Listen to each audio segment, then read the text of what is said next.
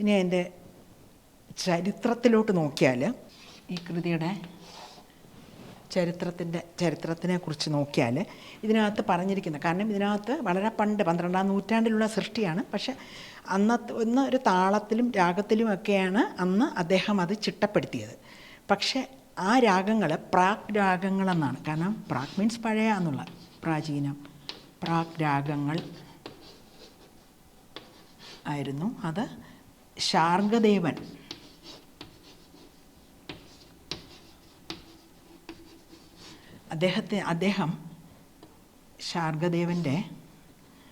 അദ്ദേഹം 12-ാം നൂറ്റാണ്ടിലുള്ള അദ്ദേഹത്തിൻ്റെ 12-ാം നൂറ്റാണ്ടിലുള്ള ഒരു കൃതിയാണ്, സംഗീത കൃതിയാണ്. 12-ാം നൂറ്റാണ്ടിൽ രചിച്ച കൃതിയാണ് സംഗീതരത്നാകരം.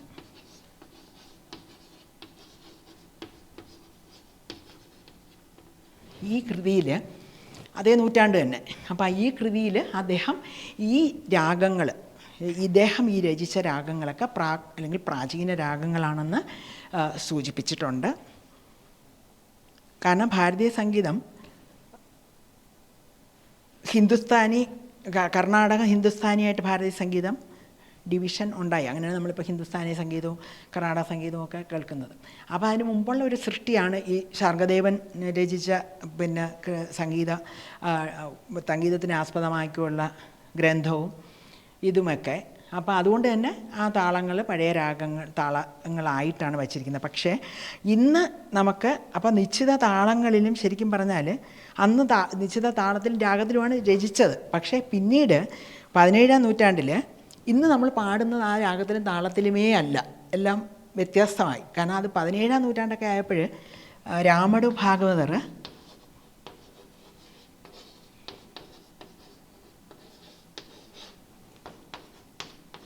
17-ാം നൂറ്റാണ്ടിൽ രാമടു ഭാഗവതർ, കാമകോടി പീഠാധിപേഠ ശിഷ്യനായ രാമടു ഭാഗവതർ ഇതിനെ തെന്നിന്ത്യൻ രീതിയിൽ വ്യവസ്ഥ ചെയ്തു. ഇതിനെ അതേപോലെ ചെമ്മാങ്കുടി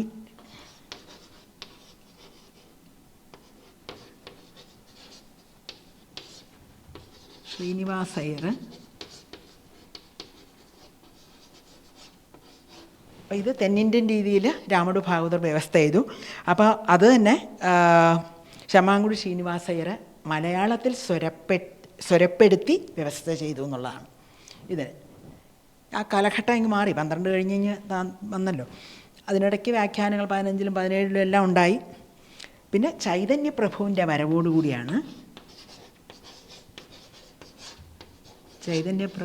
വരവോടുകൂടി ഇത് കേരളത്തിൽ പ്രശസ്തമായി എന്നുള്ളതാണ്. അങ്ങനെ കേരളത്തിലെല്ലാം പ്രചരിച്ചു. അങ്ങനെയാണ് നമ്മൾ ഇത് അവിടോട്ട് ഉത്തരേന്ത്യയിലാണ് ഇതിൻ്റെ സൃഷ്ടി നടന്നെങ്കിലും നമ്മളിത് വളരെ പ്രചാരത്തിൽ കേട്ടുവരുന്നു. അല്ലെങ്കിൽ ഇവിടെ എല്ലാം നമ്മൾ അഷ്ടപതി നമുക്ക് അറിയാം, നമുക്ക് ഉള്ളിൽ അറിയാം അഷ്ടപതി എന്താണെന്നുള്ളത്. അപ്പോൾ അങ്ങനെ ഈ പിന്നെ ഇത് കഴിഞ്ഞപ്പോഴത്തേക്ക് ഈ രാജാക്കന്മാരെല്ലാം തന്നെ ഇതിനെ പോഷിപ്പിക്കാനായിട്ട് ധാരാളം ശ്രമിച്ചു എന്നുള്ളതാണ്. പല രാജാക്കന്മാരും പണ്ട് കാലം തൊട്ടേ അഷ്ടപതിയെ മുന്നോട്ട് കൊണ്ടുവരാനായിട്ട് പല രാജാക്കന്മാരും ശ്രമിച്ചു എന്നുള്ളതാണ്. അതിൽ പ്രതാപരുദ്രൻ രാജാവ്, അതെല്ലാം ചരിത്രത്തിൻ്റെ ഭാഗത്തിൽ വരും. ഇതെല്ലാം നമ്മളതിൻ്റെ ഒരു അഷ്ടപതിയുടെ ഒരു ചരിത്രം നോക്കിയാൽ കിട്ടുന്ന കാര്യങ്ങളാണ്, മനസ്സിലാക്കാൻ പറ്റുന്നത്. എൻ്റെ അറിവ്, പരിമിതമായ ഒരു അറിവിനെ ഞാൻ പറയുന്നേ ഉള്ളൂ. പ്രതാപരുദ്രൻ രാജാവ്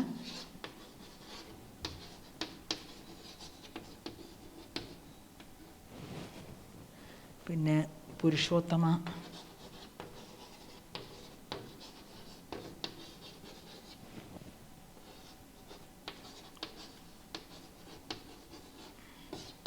ഇതൊക്കെ 15-ാം നൂറ്റാണ്ടാണ്.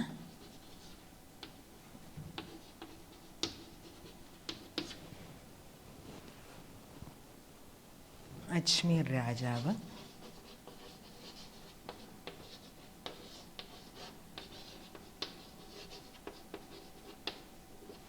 തുടങ്ങിയവരെല്ലാം തന്നെ ഇതിനെ പോഷിപ്പിക്കാനായിട്ട് അവരാലാകുന്നതെല്ലാം ചെയ്തു എന്നുള്ളതാണ്.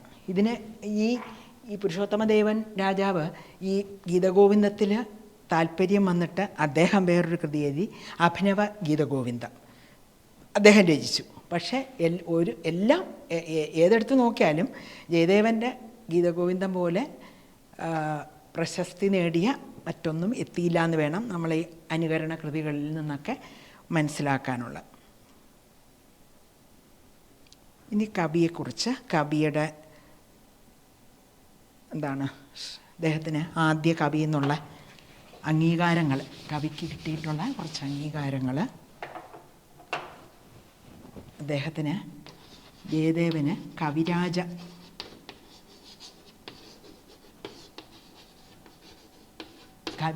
ബിരുദം, ആദ്യ കവിയായിട്ട് ബംഗാളിലെ ആദ്യ കവിയാണ്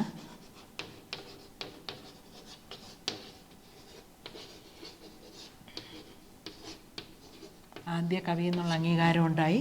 പിന്നെ അദ്ദേഹത്തിന് കവി ചക്രവർത്തിയാണെന്ന്, കവിരാജ ബിരുദം നൽകിയത് ലക്ഷ്മണസേന മഹാരാജാവാണ് അദ്ദേഹത്തിന് കവിരാജ ബിരുദം നൽകിയത്.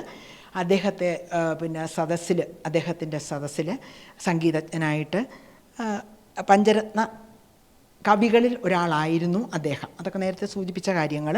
അങ്ങനെ കവിരാജ ബിരുദം നൽകി അംഗീകരിച്ചത് ലക്ഷ്മണസേനൻ മഹാരാജാവാണ് അങ്ങനെ അംഗീകരിച്ചത്. പിന്നൊന്ന് കവി ചക്രവർത്തിയാണെന്ന്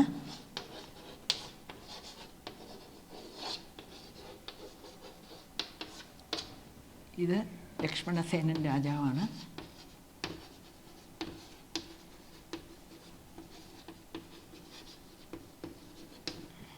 രാജാവാണ് ഈ ബിരുദം നൽകി അദ്ദേഹത്തിനെ അംഗീകരിച്ചത്. ഇനി കവി ചക്രവർത്തി എന്ന് പറഞ്ഞത് നാഭാജിദാസൻ അദ്ദേഹത്തിൻ്റെ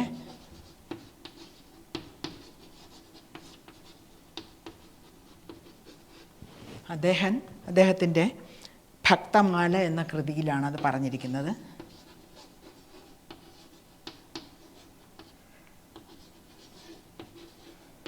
ആ കൃതിയിൽ അദ്ദേഹത്തിന് ഈ അംഗീകാരം നൽകി. പിന്നെ ബഹുമുഖ പ്രതിഭ, എല്ലാ കാര്യത്തിലും അദ്ദേഹം മിടുക്കനാണ്. ബഹുമുഖ പ്രതിഭയാണ് എന്ന് ഏത് കൃതിയിൽ കർണാമൃത ശ്ലോകങ്ങളിൽ നിന്ന് വ്യക്തമാകുന്നു.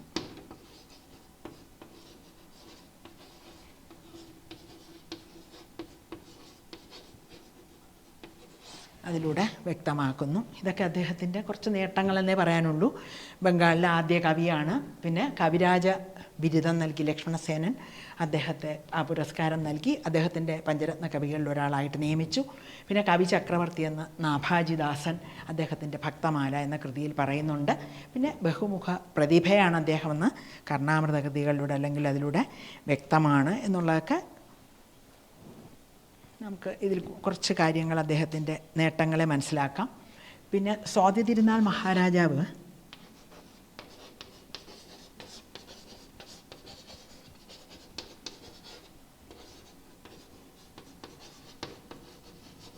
അദ്ദേഹത്തിൻ്റെ കാലഘട്ടം എന്ന് പറയുന്നത് 1813 1847 ആണ് അദ്ദേഹത്തിൻ്റെ കാലഘട്ടം.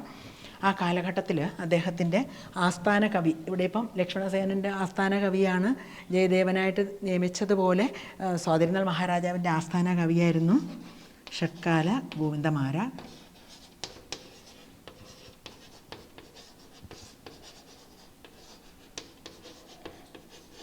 അദ്ദേഹം ഒരിക്കൽ ത്യാഗരാജ സന്നിധിയിൽ അദ്ദേഹം പോയി.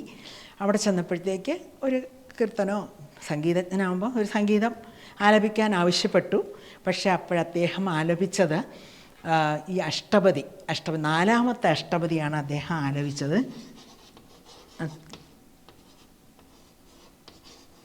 4 ആലപിച്ചത് പന്തുവരാളി രാഗത്തിലുള്ള നമ്മളത്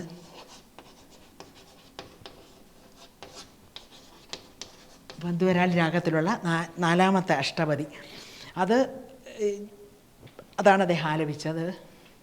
ചന്ദന ചർച്ചിത നീലകളേബര പീതവസനവന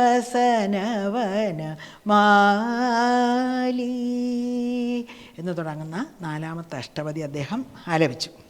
ഇത് കേട്ടിട്ട് ത്യാഗരാജസ്വാമി ശിഷ്യരും ഉണ്ടായിരുന്നു സദസ്സിൽ.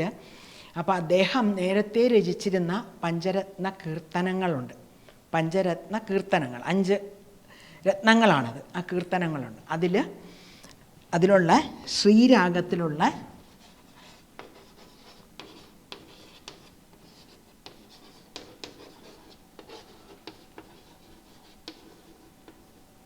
എന്ന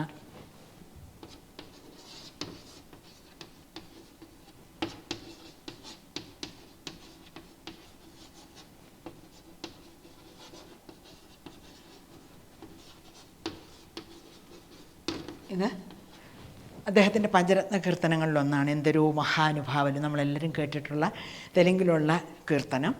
ഇത് പാടി അദ്ദേഹത്തിൻ്റെ ശിഷ്യർ അവരുടെ മികവ് കാട്ടി. ഷഡ്കാല ഗോവിന്ദമാരാർ ഈ പന്തുവരാളി രാഗത്തിൽ 4ാമത്തെ അഷ്ടപതി പാടിയപ്പം അതിന് കൗണ്ടർ ചെയ്തിട്ട് അവർ ഈ കീർത്തനം പാടി മികവുറ്റതാക്കി. എന്ന് വെച്ചാൽ അങ്ങ് എത്ര മഹാനാണ്, എന്തൊരു മഹാനുഭാവം, അങ്ങ് എത്ര മഹാനാണ് എന്ന് തുടങ്ങുന്നതാണ്. അങ്ങ് മഹാനാണ്. അതിൻ്റെ കൂടെ ഒരുപാട് മഹാന്മാരെ കുറിച്ച് ആ കീർത്തനത്തിൽ ത്യാഗരാജസ്വാമികൾ വർണ്ണിച്ചിട്ടുണ്ട്. അത് പാടിയിട്ടാണത് അവർ മികവുറ്റതാക്കിയത്. അപ്പം ഇവിടെ നമുക്ക് ശ്രദ്ധിക്കാനുള്ള അഷ്ടപതിയുടെ അതാണ് ഇതിനകത്തോട്ട് വന്നത്, അഷ്ടപതിയുടെ പ്രാധാന്യം.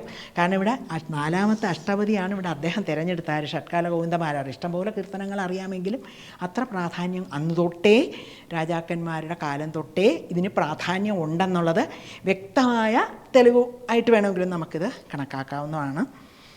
അങ്ങനെ അത് ആലപിച്ച് മികവുറ്റതാക്കി എന്നൊക്കെ പറഞ്ഞു വയ്ക്കുന്നു. നമുക്ക് അടുത്ത ക്ലാസ്സിൽ കാണാം.